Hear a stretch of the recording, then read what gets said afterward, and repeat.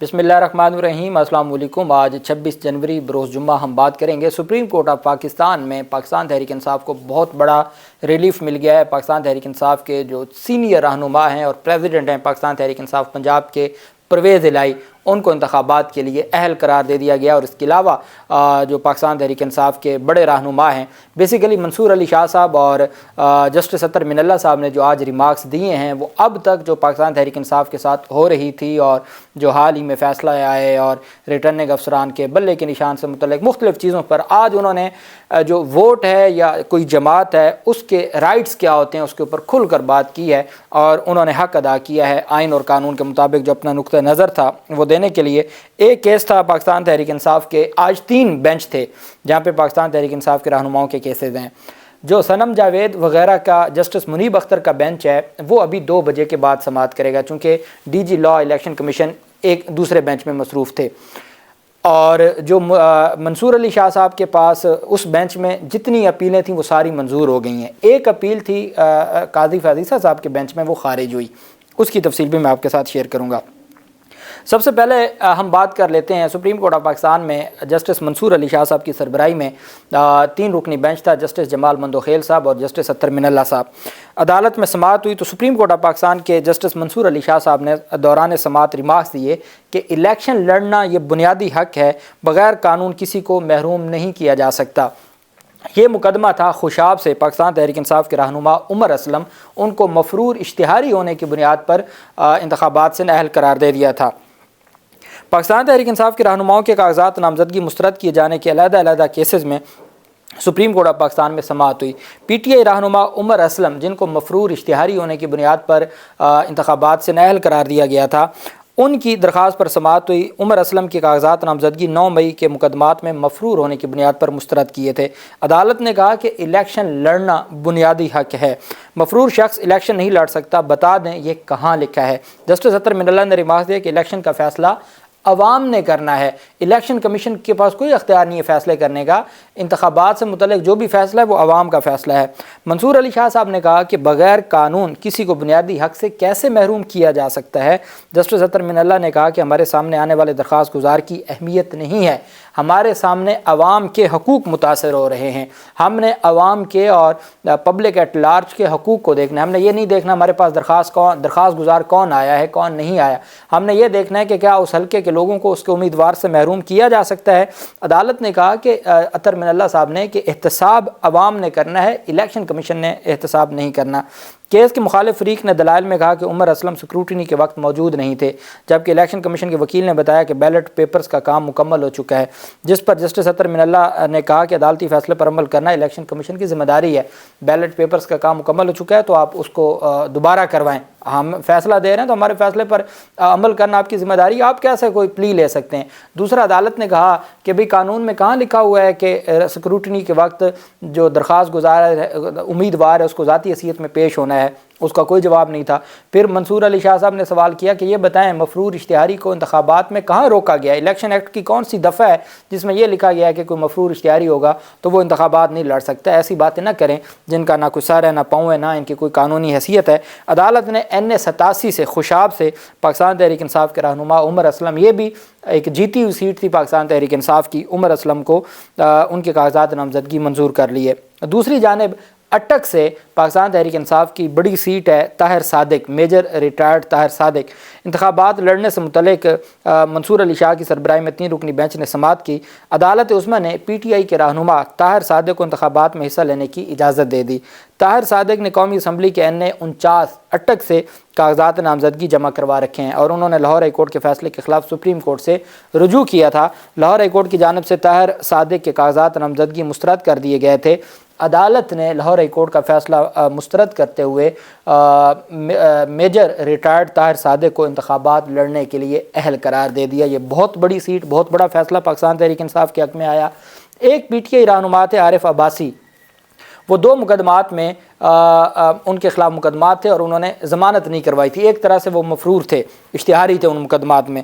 اور یہ حلقہ PP-19 سے تھے پاکستان تحریک انصاف کے رہنما عارف عباسی، ان کے کاغذات نامزدگی مسترد ہونے کا معاملہ الیکشن ٹرائبونل کا فیصلہ برقرار رکھتے ہوئے عدالت نے اپیل خارج کر دی اور چیف جسٹس قاضی فیصل صاحب کی سربراہی میں 3 رکنی بینچ تھا، جسٹس محمد علی مظہر صاحب اور مسرت ہلالی صاحبہ، انہوں نے سماعت کی۔ کیس کی سماعت چیف جسٹس قاضی فیصل صاحب کی سربراہی میں ہوئی۔ عدالت عظمیٰ نے اپنے فیصلے میں کہا کہ درخواست گزار نے 2 فوجداری مقدمات ہونے کے باوجود ضمانت کے لیے کسی عدالت سے رجوع نہیں کیا۔ عدالت نے کہا کل ہم نے ثناء اللہ مستی خیل کو اس وجہ سے انتخابات لڑنے کی اجازت دی تھی کہ وہ ضمانت پہ تھے۔ آپ کے خلاف 2 مقدمات ہیں، آپ نے کسی عدالت سے ضمانت نہیں لی اور ہمارے سامنے آپ کھڑے ہیں اور آپ کے خلاف مقدمات درج ہیں۔ عدالت عظمیٰ نے کہا کہ درخواست گزار نے 2 فوجداری مقدمات ہونے کے باوجود ضمانت کے لیے کسی عدالت سے رجوع نہیں کیا۔ درخواست گزار نے دونوں مقدمات کا کاغذات نامزدگی میں بھی ذکر نہیں کیا۔ ریٹرننگ آفیسر نے بیٹے کی لندن میں موجود جائیدادوں کا پوچھا، اس کا بھی جواب نہیں دیا گیا۔ اب آپ دیکھ لیں کہ لندن میں جائیدادیں ہیں اور وہ اس بنیاد پہ بھی یہ بنایا گیا کہ آپ سے جب آپ کے بیٹوں کی جائیدادوں کا پوچھا گیا تو آپ ان کا بھی جواب نہیں دے سکے، یہ بھی ایک نااہلی کی وجہ بتائی گئی۔ درخواست گزار کے وکیل نے عدالت میں بتایا کہ ریٹرننگ آفیسر نے نامزدگی پر اعتراض اٹھا کر کاغذات مسترد کیے۔ درخواست گزار کے خلاف وارث خان تھانے میں 2 FIR درج تھیں۔ چیف جسٹس قاضی فیصل نے ریمارک دیا کہ دستاویزات تو پڑھ کر آئیں، کیس چلانا ہے تو فیکٹ بتائیں۔ جسٹس محمد علی مظہر نے کہا کہ جس شخص کے خلاف 2 فوجداری FIRs ہوں وہ پورے شہر بھر میں گھوم رہا ہے اور اس کو کوئی گرفتار ہی نہیں کرتا۔ ضمانت کے لیے ٹرائل کورٹ جانے میں آپ کو مسئلہ کیا ہے؟ آپ نے کاغذات نامزدگی میں فوجداری مقدمات کا تذکرہ ہی نہیں کیا۔ چیف جسٹس نے کہا کہ کل ہمارے پاس ایک کیس تھا، انہوں نے ضمانت لی ہوئی تھی، آپ درخواست دیتے تو ہم فوراً سماعت کے لیے مقرر کرتے ہیں، مگر تیاری تو کر کے ہیں، جس پر وکیل نے بتایا کہ بین حلفی میں دونوں مقدمات کا ہم نے ذکر کیا ہوا ہے۔ چیف جسٹس نے ریمارک دیا کہ آپ سچ بولنے کے لیے تیار نہیں تو ہم کیا کر سکتے ہیں، اور عدالت نے ان کی درخواست خارج کر دی۔ ساتھ ہی علی ظفر صاحب نے گفتگو کرتے ہوئے کہا کہ عدالت نے اہم فیصلہ کیا ہے جو مفرور اور اشتہاریوں کے حوالے سے منصور علی شاہ صاحب بینچ نے، وہ بہت اہم فیصلہ ہے۔ بہت سارے PTI امیدواروں کو اشتہاری قرار دیا گیا جس کی وجہ سے امیدواروں کے کاغذات نامزدگی مسترد ہوئے تھے۔ سپریم کورٹ نے فیصلہ دیا کہ صرف اشتہاری قرار دینے سے کاغذات نامزدگی مسترد نہیں ہو سکتے۔ سپریم کورٹ نے کہا ہے کہ فیصلہ عوام نے کرنا ہے۔ سپریم کورٹ کے اس فیصلے کے بعد بہت سارے کاغذات جو مسترد ہوئے تھے وہ اب بحال ہو جائیں گے۔ انہوں نے کہا کہ الیکشن میں 3 قسم کے امیدوار ہیں، ایک انتخابی نشان والے پارٹی کے امیدوار ہیں، ایک قسم ایسے امیدواروں کے جو بالکل آزاد ہیں، تیسری قسم وہ ہے جسے پارٹی نے ٹکٹ دی ہے۔ پارٹی کے نامزد کردہ امیدوار بے شک انتخابی نشان نہ بھی ہو پھر بھی وہ پارٹی کا ہی رکن سمجھا جائے گا۔ عدالت نے فیصلہ نہیں کیا لیکن فیصلہ عدالت نے ہی کرنا ہے۔ ہم بہت جلد انٹرا پارٹی الیکشن کے حوالے سے نظر ثانی بھی دائر کریں گے اور ہم اس معاملے میں اپنے جو ہمارے ٹکٹ پر جو آزاد امیدوار الیکشن لڑ رہے ہیں ہم ان کی پروٹیکشن کریں گے۔ ساتھ ہی جو درخواست پر سماعت شروع ہو گئی اور یہ وہی بینچ تھا، جسٹس منصور علی شاہ صاحب کی سربراہی میں 3 رکنی بینچ تھا۔ پرویز الہی کی، فیصل صدیقی سینئر ایڈوکیٹ ہیں، وہ اس میں بطور وکیل پیش ہوئے۔ تو جسٹس منصور علی شاہ صاحب کی سربراہی میں بینچ نے سماعت کی تو فیصل صدیقی نے کہا کہ ہم ابھی تک ریٹرننگ افسر کا مکمل آرڈر بھی ہمیں نہیں ملا، اور ریٹرننگ افسر کا ہمیں آرڈر نہیں ملا اور ہم ہائی کورٹ تک ہو آئے ہیں اور ہمیں آرڈر پھر بھی نہیں ملا۔ کاغذات نامزدگی پر یہ اعتراض عائد کیا گیا کہ ہر انتخابی حلقے میں انتخابی خرچ کے لیے الگ الگ اکاؤنٹ نہیں کھولے گئے۔ یہ الزام صنم جاوید پر بھی تھا۔ تو پرویز الہی کے وکیل نے کہا کہ 5 حلقوں سے انتخابات لڑ رہے ہیں اور ان کا ایک بینک اکاؤنٹ ہے، وہ صرف الیکشن کے لیے ہے، لیکن یہ اعتراض کیا گیا کہ الگ الگ آپ نے اکاؤنٹ کیوں نہیں کھلوائے۔ اگر انتخابی مہم میں حد سے زیادہ خرچ ہو تو الیکشن کے انعقاد کے بعد اکاؤنٹس کو دیکھا جا سکتا ہے۔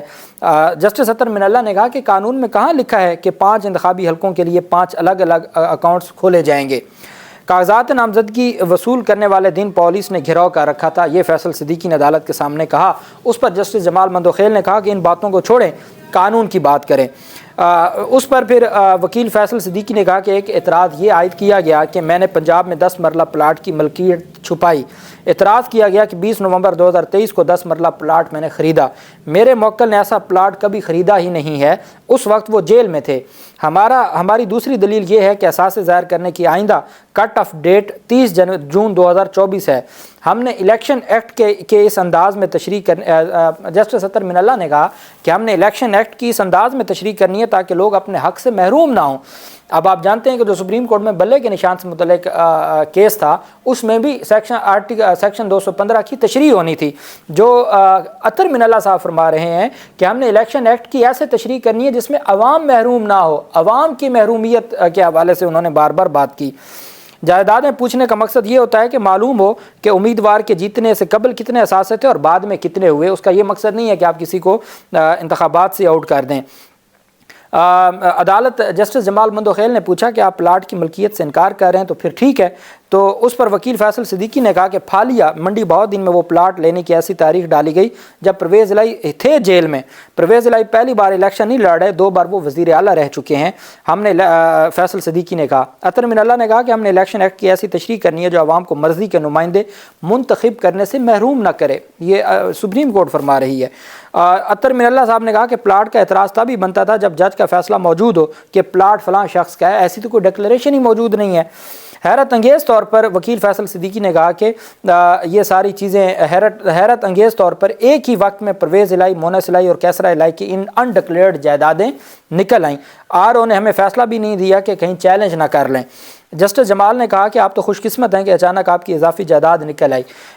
جسٹس جمال نے کہا کہ آپ یہ اضافی جائیداد کسی فلاحی ادارے کو دے دیں. فیصل صدیقی نے کہا میں تو کہتا ہوں کہ حکومت اس جائیداد پر اعتراض ہے تو وہ خود رکھ لے, ہمیں یہ جائیداد چاہیے ہی نہیں, آپ ہمارے کاغذات نامزدگی منظور کریں.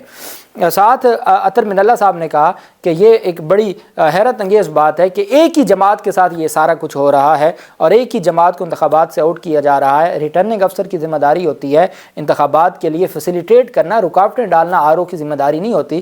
لیکن جو کچھ ہو رہا ہے ہمیں نظر آ رہا ہے کہ ریٹرننگ افسران اور الیکشن کمیشن اپنی ذمہ داریاں نہیں نبھا رہے. تو پرویز الہی کے وکیل نے کہا کہ PP 32 گجرات کی حد تک الیکشن لڑنے کی ہمیں اجازت دیجیے, ہم صرف PP 32 گجرات کی حد تک الیکشن لڑنا چاہتے ہیں. اطہر من اللہ نے کہا کہ ووٹرز کو ان کے حق دہی سے محروم نہیں کیا جانا چاہیے. جسٹس 10 مرلہ پلاٹ کے کاغذ تک آپ کو کیسے رسائی ہوئی؟ جسٹس جمال نے مخالف امیدوار ارسلان سرور کے وکیل سے مکالمہ کیا تو انہوں نے کہا جی وکیل حافظ ارسلان نے کہا جو مخالف کا وکیل تھا کہ 10 مرلہ پلاٹ کا دستاویز ہمیں پٹواری سے ملی.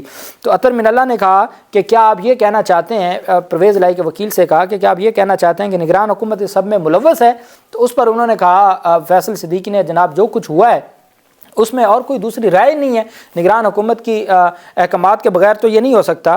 تو جسٹس جمال مندوخیل نے کہا کہ ہمیں اس پٹواری کا نام بتائیں کہ کون تھا جس نے یہ سارا کچھ کیا اور جس طریقے سے یہ سارے ان کے کاغذات نامزدگی مسترد کیے گئے. بہرحال عدالت میں ڈیٹیل آرگومنٹس ہوئے اور عدالت نے ان کی درخواست کو منظور کر لیا اور PP 32 سے ان کو انتخابات لڑنے کی اجازت دے دی. اور عدالت نے الیکشن کمیشن کو احکامات جاری کیے کہ فوری طور پر بیلٹ پیپرز میں پرویز الہی کا نام شامل کیا جائے اور ان کو حق دیا جائے. تو میجر طاہر صادق, پرویز الہی اور عمر امین جو خوشاب سے, ان کی کاغذات نامزدگی منظور ہو گئے ہیں.